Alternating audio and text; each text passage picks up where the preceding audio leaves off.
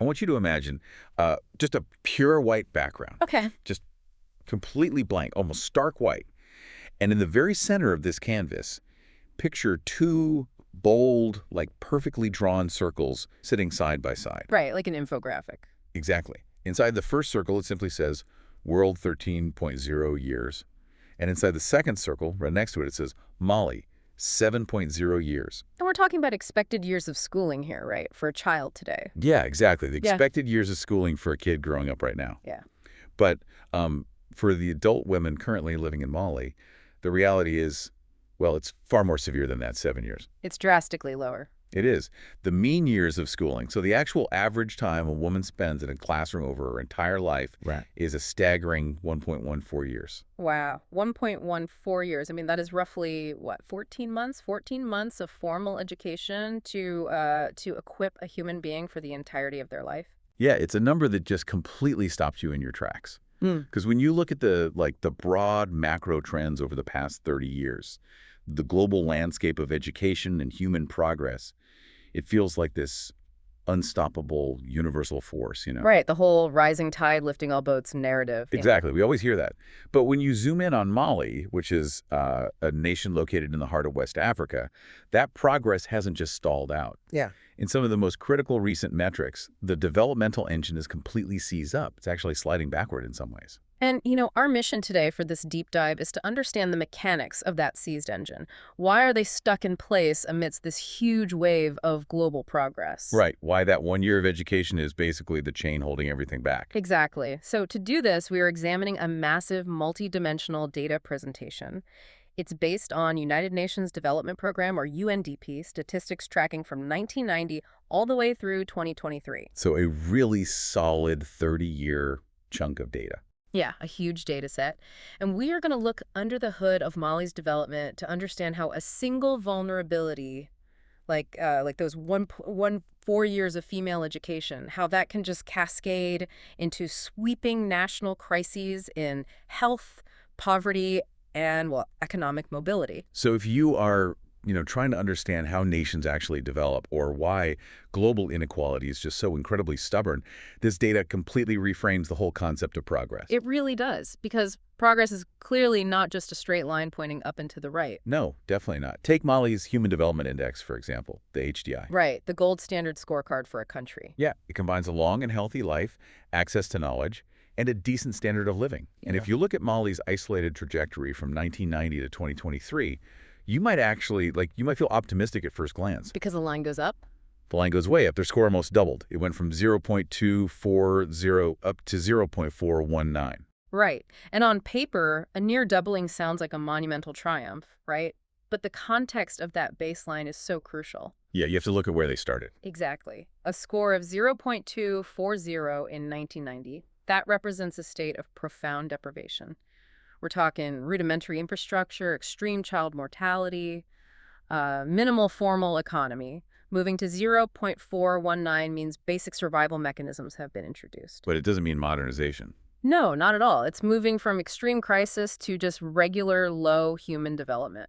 Right, because you have to look at what the rest of the planet was doing during those exact same 3 decades. The world average HDI went from 0.60 up to 0.756. And this illustrates a pretty brutal economic reality that's often called the catch-up dilemma. The catch-up dilemma. Yeah. When a country starts from an extremely low baseline, high percentage growth is mathematically inevitable if you introduce even basic interventions. Clean water, fundamental vaccines, things like that. Right, going from 1 to 2 is 100% growth, but it's still just 2. Precisely. Development is relative. So while Mali grew at a decent relative percentage, the absolute gap between Mali and the world average didn't close. It actually widened, right? It did. In terms of actual lived modernity, the chasm feels wider than ever. I always think of it like an analogy, it's like running as fast as you can on a treadmill, but the rest of the world is on a bullet train. That's a great way to picture it. Yeah, like you're sweating, you're working incredibly hard, you feel like you are moving your legs, but the distance between you and everyone else zooming past you just keeps growing. And the numbers back that up. In 1990, the numerical gap between Mali's HDI and the world average was 0.36. By 2023, that gap is 0.337. So the absolute raw numbers barely budge. Barely budge. And the consequence of that is that Mali is now ranked 188th globally out of 193 measured nations. 188th out of 193. That is wow. Yeah, because while Mali was working just to secure the absolute bare minimums of survival, the rest of the globe was undergoing, the digital revolution. The internet, smartphones. Right. The expansion of globalized supply chains, massive leaps in advanced healthcare.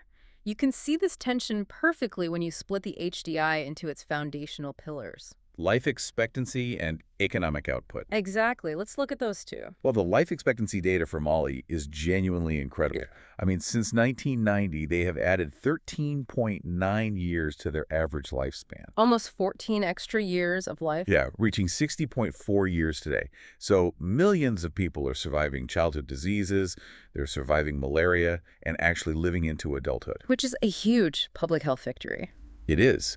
But then when you look at the economic pillar, the gross national income, or GNI per capita, the story kind of collapses. It does. Even when it's adjusted for local purchasing power, Mali's GNI sits at just $2,341. $2,000, which is deeply alarming when you place it next to the global average. Right, which is $20,327. So Mali's average income is a mere 11.5% of the global average. Barely over a tenth. Yeah, and that dynamic is just fascinating, but also terrifying, because they have successfully imported the public health interventions necessary to keep people alive longer, right? Yes.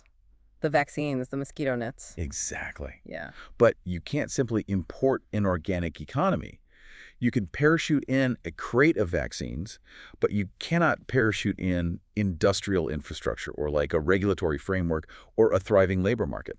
Right. You can't just drop an economy out of a plane. No. So you have this population that has gained almost 14 years of life, but they are living those extra years in an environment completely devoid of economic opportunity. And the sociological implications of that are just immense. You create what demographers call a massive youth bulge. Millions of young people surviving into adulthood. Exactly. But they're walking into a stagnant labor market. They've gained time, but they lack the resources to exert any real agency over that time. Yeah. And to truly understand what that lack of resources looks like on the ground, we have to move past these high-level macroeconomic averages. We have to look at the multidimensional poverty index, right? The MPI. Yes, because poverty isn't just about empty wallets. I think the MPI is so vital to look at because, traditional poverty metrics, they just look at a bank account. They say, are you living on less than $2 a day? Which is such a flat way to measure human suffering. It is, because suffering isn't just a lack of currency. It's a compounding series of physical and social deprivations. And the MPI measures how people actually experience poverty day to day. Their health, their living standards, their empowerment. Right. And the 2018 data for Mali shows an overwhelming 68.3% of the entire population living in multidimensional poverty. Nearly 7 out of 10 people. Yeah. And furthermore, they experience it with an intensity of 55.0%. Which is a crucial detail. What does that intensity metric actually mean in practical terms? It means that for those 7 out of 10 people living in poverty, they aren't just lacking in one single area. On average, they are simultaneously deprived in more than half of the weighted indicators used to measure human well-being. So it's not just that they're poor, it's an overlapping, suffocating kind of poverty. Exactly. It's hitting them from multiple angles all at once. And when you break down what actually constitutes that 55% intensity burden, the everyday reality becomes very clear. Yeah. Let's look at the poverty pie chart, essentially. Right, the components of the MPI. Yeah. So about 10% of that poverty burden comes from a lack of clean cooking fuel, meaning families are burning wood or charcoal or animal dung inside their homes. Which leads to severe respiratory illnesses. Right. Another 8.9% of the burden is inadequate housing, dirt floors, unstable roofs, and another 14.3% is literal malnutrition. Lack of calories, lack of nutrients. But the single largest contributor to Mali's multidimensional poverty completely upends how we usually think about immediate human needs. It really does, because the primary driver isn't food or shelter, it is education. Education. Yes, a lack of schooling, which factors in both the total years of schooling attained and current child attendance. That makes up over 40% of Mali's entire multidimensional poverty burden. Over 40%. Yeah, specifically, lacking years of schooling contributes 20.6%, and lack of attendance contributes another 20.6%.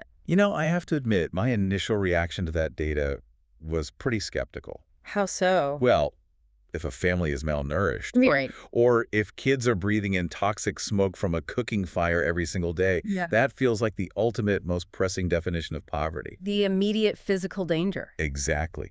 It feels counterintuitive to say that a lack of reading and writing is mathematically a heavier burden on a family than the literal roof over their head or the fuel they use to cook their food. I get that, but it's actually a profound realization about how human mobility works. The researchers weigh education so heavily because it acts as the fundamental multiplier effect of human agency. The root node of the poverty matrix, basically. That's a perfect way to phrase it. If you don't have clean cooking fuel, that is a terrible physical deprivation. But if you have zero formal education, you lack the cognitive toolkit required to ever change your situation regarding that cooking fuel. Oh, I see. It's the difference between treating a symptom and curing the underlying disease. Exactly. Let's look at the mechanics of this on the ground. Imagine a family farming a small plot of land in Mali. The climate shifts, which is happening, and traditional rainfall patterns vanish. Right, the crops start failing. Yeah. Now, an educated farmer has the foundational literacy to read about drought-resistant seed varieties. They have the numeracy to calculate the risk and return of taking out a microloan to buy those seeds. They can read the weather reports. Exactly. They have the bureaucratic literacy to navigate the paperwork required to secure that loan and basically adapt their farming methods to survive. But a farmer with no formal education is entirely locked out of that process. And- They can't access the information, they can't calculate the financial risk, and the banking system is just an impenetrable wall of text to them. They are paralyzed. They are forced to farm the exact same way they always have, just watching the crops fail year after year. Wow, that makes so much sense. That is precisely why education represents over 40% of the burden. Because education is the mechanism by which human beings solve the other deprivations. Right. When you remove it, the individual is just frozen in their current state, Yeah. unable to pull any of the levers of upward mobility. And that reality brings us crashing right back to the forgotten women of Mali and that devastating 1.14 years of schooling we talked about at the beginning. Yeah, let's get into the Gender Development Index, the GDI. This measures the disparities between women and men in health, knowledge, and living standards, And Mali is placed in Group 5. which is the absolute lowest tier globally. Out of 194 measured nations, Mali ranks at the very bottom, in the 96.9th percentile of extreme inequality. They are ranked 191st. The internal data reveals two totally different realities coexisting within the exact same borders. Right. The overall HDI for Mali, as we said, is 0.419. But if you isolate the genders, the male HDI is 0.459, while the female HDI plummets to 0.372.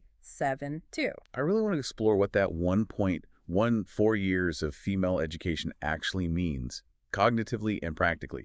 Because it's easy to just say 1 year and move on, but think about it. If your formal acquisition of knowledge ends after 14 months, Meaning you leave school around age 7. right, what have you actually learned by age 7? You know how to hold a writing instrument. You probably know the alphabet. Yeah, you might be able to count to 100 and you can likely write your own name. But you haven't developed abstract reasoning. You don't have critical thinking skills or foundational science or history. And we really must contrast this with the rest of the world to see the chasm. Globally, females average 8.41 years of schooling. 8.41 versus 1.14. Mali's women receive less than 1/7 of the global average.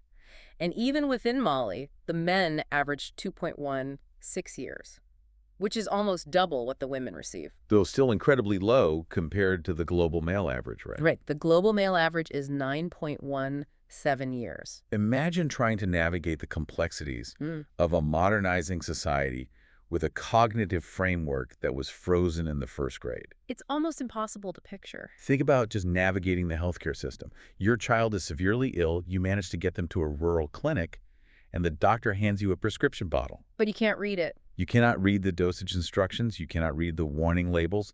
You are entirely dependent on verbal instructions that you must somehow memorize while under immense Terrifying stress. It creates a state of perpetual systemic vulnerability. You are unable to independently verify property rights, you can't read employment contracts, and you are easily exploited in the marketplace. Because you can't do the math to know if you're being cheated. Exactly. And unfortunately, the forward-looking metrics offer very little hope for a rapid correction here. The expected years of schooling. Yes. For a female child entering the system in Mali today, the expectation is only 6.30 years. Compare that to the global expectation of 13.09 years. So even the optimistic projections for the future are fundamentally broken. The system is just not designed to bridge the gap. No, it's not. And this is where we have to acknowledge that missing school is not just an individual tragedy. It's not a series of personal choices. It is a highly effective, institutionalized system of exclusion. Yes, and the data captures this perfectly using the Gender Inequality Index, or GII. What does a GII measure exactly? It measures the loss in potential human development due to disparities between female and male achievements, looks at reproductive health, empowerment, and the labor market. And the cost to Mali is astronomical here. The GII ranks Mali 174th out of measured nations. Their index value is 0.612, which is drastically higher than the global average of 0.455. And just to clarify for the listener, in this specific index, a higher number indicates worse inequality. Right, the penalty score. Basically, yeah. If you visualize it like a dashboard information graphic, Mali's needle is pinned deep in the extreme danger red zone. This systemic inequality isn't just holding women back.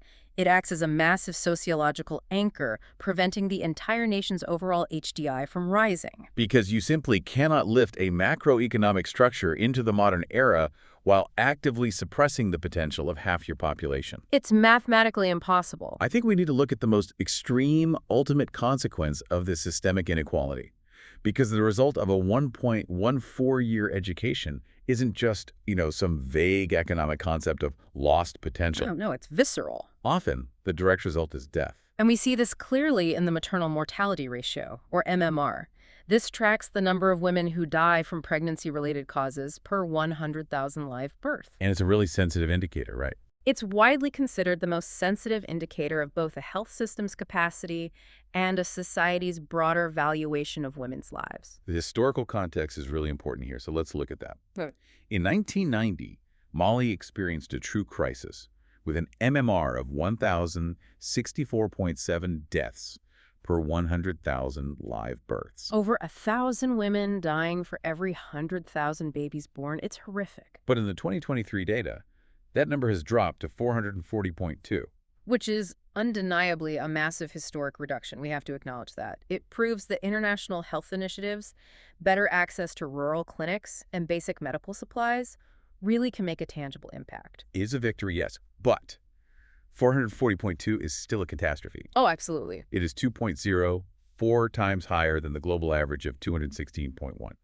A woman in Mali is twice as likely to die giving birth than the global average. And what the data shows is that the downward momentum has stalled out. Right. The rapid improvements of the 1990s and 2000s have plateaued. And the most recent data indicates it might even be rebounding slightly. The line on the chart is just stubborn. And this is where the causal link back to education becomes so vital. We have to connect the 1.14 years of schooling directly to that 440.2 maternal mortality ratio. Yes, because it operates on several distinct mechanical levels. The first, as we touched on earlier, is basic health literacy. Right. When women cannot read, they are unable to identify the early warning signs of severe complications, things like preeclampsia or gestational diabetes.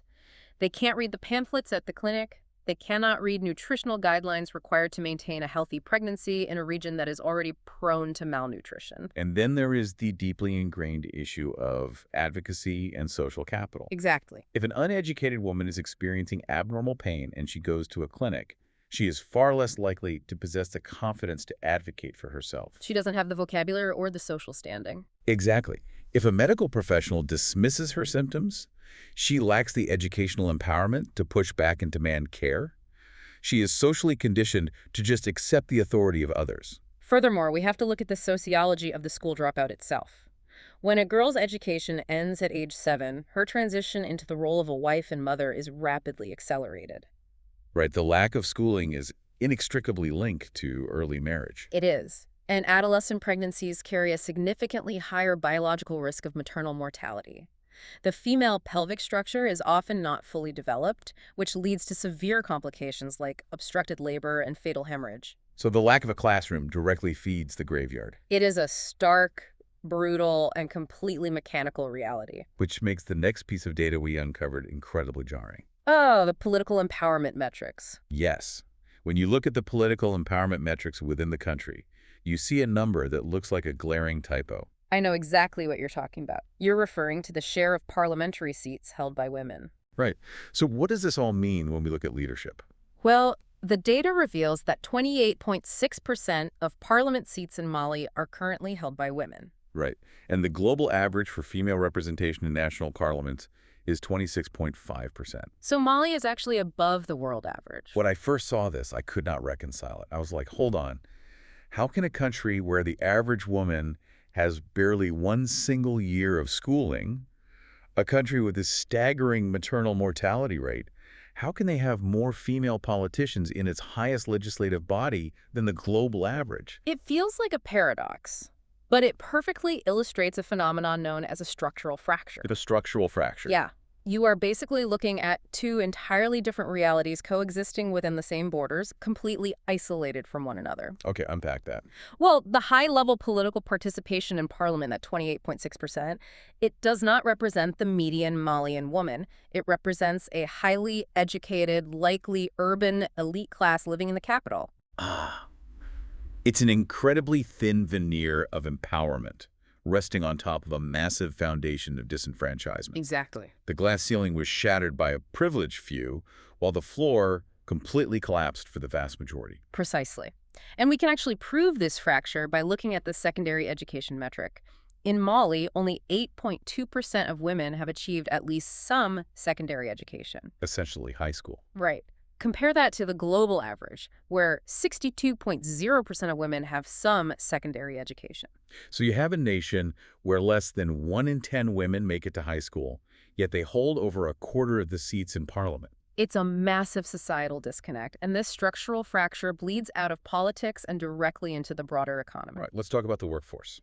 If we look at the labor force participation rate, which is the proportion of the population ages 15 and older that is economically active, we see what economists call the labor force scissors. The labor force scissors, because of how it looks on a graph. Yeah. Right. Exactly. If you graph the participation rates between men and women, the lines diverge drastically, like an open pair of scissors. The male labor force participation rate in Mali is 77.7%. Which is high. It is remarkably robust. It's actually higher than the global male average, which is 74.1%. So Malian men are highly active in the formal economy. But the female participation rate plummets to 41.9%, which is well below the global female average of 48.5%. Right. And this creates a massive scissors gap of 35.8 percentage points between men and women in Mali.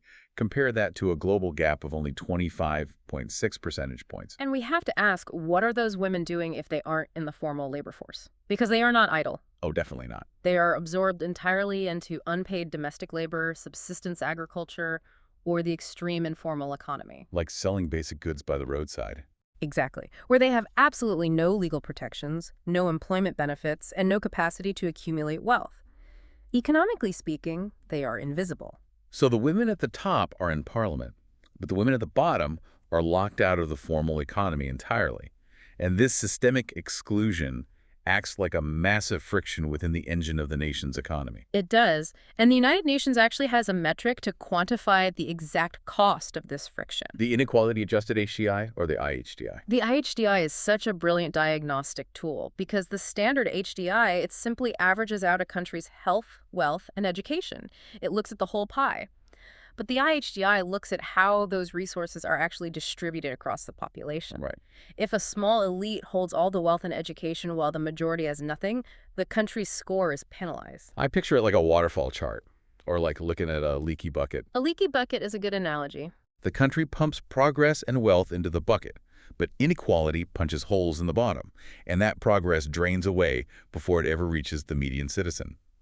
When you apply these inequality adjustments to Mali, their HDI drops from 0.419 down to an IHDI of 0.281. That is a massive drop. That represents an overall loss of 32.9% of their development progress. Almost a third. Yes, they are bleeding out roughly a third of their national potential, purely because their growth is not shared evenly. And when we look at the specific holes in that bucket, the data is wild. The penalty for inequality in education alone is 40.6%. Which goes right back to our 1.14 years stat. Exactly. The penalty for inequality in life expectancy is 34.0%. And the penalty for income inequality is 23.0%. So by the time the resources filter down to the average person, a third of the value has vanished. And to put that in a global context, the world average overall loss due to inequality is only 22.0%. So Mali is losing vastly more of its potential than the rest of the planet. It's a devastating misallocation of human capital. When you deny 41.9% of your female population access to the formal economy, you aren't just hurting them as individuals. You are actively suppressing your national GDP. You're hamstringing your own country. Which brings us to the final and, frankly, the most deeply ironic metric in this entire data set. Ah, yes, the ecological data. This part feels like a dark irony. It's the Planetary Pressures Adjusted HDI, or the PHDI. Right. This metric adjusts a country's score based on its environmental destruction, specifically its carbon dioxide emissions and material footprint per capita. The logic behind the PHDI makes sense globally. It's designed to penalize nations that achieve high human development through unsustainable ecological damage. If your wealth is built on massive pollution, your score drops. Let's look at the carbon emissions. The world average per capita CO2 emission is 4.54 tons. That's the exhaust of the global bullet train we talked about earlier. Heavy industry, millions of cars, massive power grids. Exactly. Now, Mali's per capita carbon emission is 0.29 tons. It is virtually non-existent. And because of this incredibly low footprint, when the global rankings are adjusted for planetary pressure, Mali actually moves up one spot on the global leaderboards. The world suffers a 10.1% penalty for its emissions.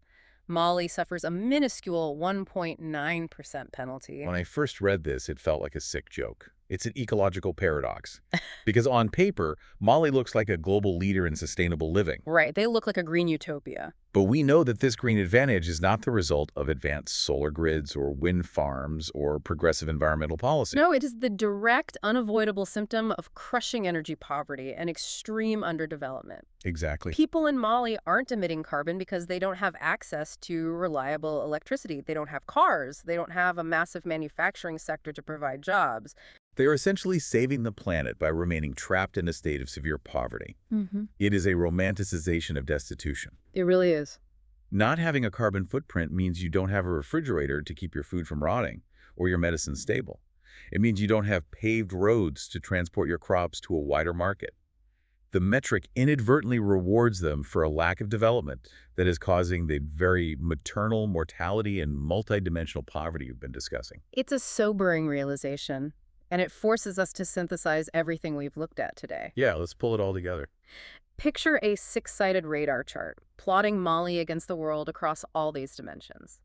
HDI, gender development, gender inequality, education, income, and life expectancy. Okay, I'm picturing it. The shape of Mali's society on that chart is completely warped. Their polygon is incredibly small and shriveled in the center, and it's heavily skewed only toward that one planetary pressure side. Because that's the only metric where they outperform the world. Right. It perfectly illustrates a deformed, unequal development cycle.